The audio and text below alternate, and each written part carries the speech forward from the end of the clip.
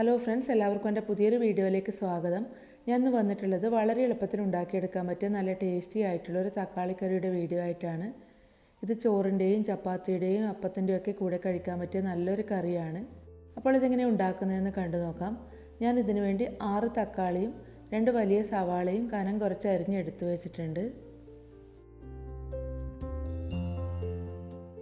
പിന്നെ ഇതിലേക്ക് ചേർക്കുന്നതിന് വേണ്ടി ഒരു 10-12 ചെറിയ വെളുത്തുള്ളി കൂടി ഒന്ന് ചതച്ച് വെച്ചിട്ടുണ്ട്. ഇനി കറി ഉണ്ടാക്കുന്നത് എങ്ങനെയാണെന്ന് നോക്കാം. ഒരു പാത്രം അടുപ്പത്ത് വെച്ച് ചൂടാകുമ്പോൾ അതിലേക്ക് 2 ടേബിൾ സ്പൂൺ വെളിച്ചെണ്ണ ഒഴിച്ചു കൊടുക്കാം. എണ്ണ നന്നായിട്ട് ചൂടായി വരുന്ന സമയം ഇതിലേക്ക് കടുക് ഇട്ട് കൊടുക്കുന്നുണ്ട്. കടുക് പൊട്ടി വരുന്ന സമയം ഇതിലേക്ക് അരിഞ്ഞു വെച്ചിട്ടുള്ള സവാള ഇട്ട് 2-3 മിനിറ്റ് നന്നായിട്ടൊന്ന് വഴറ്റിയെടുക്കാം.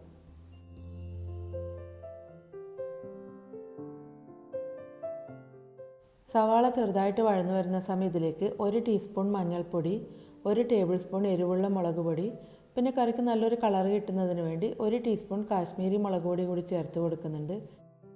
ഇനി പൊടികളൊക്കെ നല്ലപോലെ ഒന്ന് ഇളക്കി യോജിപ്പിച്ചതിന് ശേഷം ഇതിലേക്ക് കട്ട് ചെയ്ത് വെച്ചിരിക്കുന്ന തക്കാളിയും വെളുത്തുള്ളി ചതച്ചതും ആവശ്യത്തിനുള്ള ഉപ്പും കൂടി ചേർത്ത് കൊടുക്കുന്നുണ്ട്.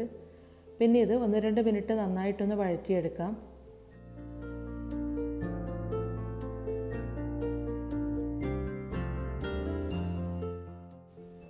പിന്നെ ഇതിലേക്ക് കുറച്ച് കറിവേപ്പിലയും 1/2 ഗ്ലാസ് വെള്ളവും കൂടി ഒഴിച്ചു കൊടുക്കുന്നുണ്ട്. എല്ലാം കൂടി നന്നായിട്ടൊന്ന് മിക്സ് ചെയ്ത് കൊടുത്തതിന് ശേഷം അടച്ചു വെച്ച് കുക്ക് ചെയ്യാം.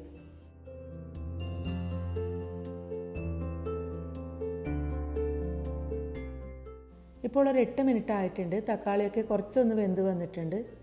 ഇതധികം പഴുക്കാത്ത തക്കാളി ആയതുകൊണ്ടാണ് വേവാൻ ഇത്ര സമയമെടുക്കുന്നത്. പഴുത്ത തക്കാളിയൊക്കെ ആണെങ്കിൽ പെട്ടെന്ന് തന്നെ വെന്ത് കിട്ടും. കറിയിൽ ഉപ്പ് കുറവായതുകൊണ്ട് കുറച്ച് ഉപ്പ് കൂടി ചേർത്ത് കൊടുക്കുന്നുണ്ട്. പിന്നെ ഈ തക്കാളിയുടെ പുളിയൊന്ന് ബാലൻസ് ചെയ്യുന്നതിന് വേണ്ടി ഞാൻ ചെറിയൊരു കഷ്ണം ശർക്കര കൂടി ഇതിലേക്ക് ചേർത്ത് കൊടുക്കുന്നുണ്ട്. ഇനി ഇതെല്ലാം കൂടി നന്നായിട്ടൊന്ന് ഇളക്കി യോജിപ്പിച്ചതിന് ശേഷം ഒരു 3-4 മിനിറ്റ് കൂടി അടച്ചു വെച്ച് കുക്ക് ചെയ്യാം. ഇപ്പോൾ ഒരു 4 മിനിറ്റ് കഴിഞ്ഞിട്ടുണ്ട്. തക്കാളിയൊക്കെ നല്ല പാകത്തിന് വെന്ത് വന്നിട്ടുണ്ട്. പിന്നെ ഇതിലേക്ക് ഒരു 1/4 ടീസ്പൂൺ കായപ്പൊടി കൂടി ചേർത്ത് കൊടുക്കുന്നുണ്ട്. അപ്പോൾ ഈ കായപ്പൊടി ചേർത്ത് കൊടുക്കണമെന്ന് നിർബന്ധമൊന്നുമില്ല. നിങ്ങൾക്ക് ഇഷ്ടമുണ്ടെങ്കിൽ മാത്രം ചേർത്ത് കൊടുത്താൽ മതിയാവും. ഇനി ഇതിലേക്ക് കുറച്ച് കറിവേപ്പില കൂടി ഇട്ട് കൊടുക്കുന്നുണ്ട്. പിന്നെ ഇതെല്ലാം കൂടി 2-3 മിനിറ്റ് നന്നായിട്ടൊന്ന് വഴറ്റിയതിന് ശേഷം അടുപ്പത്ത് നിന്നും മാറ്റി വെക്കാം.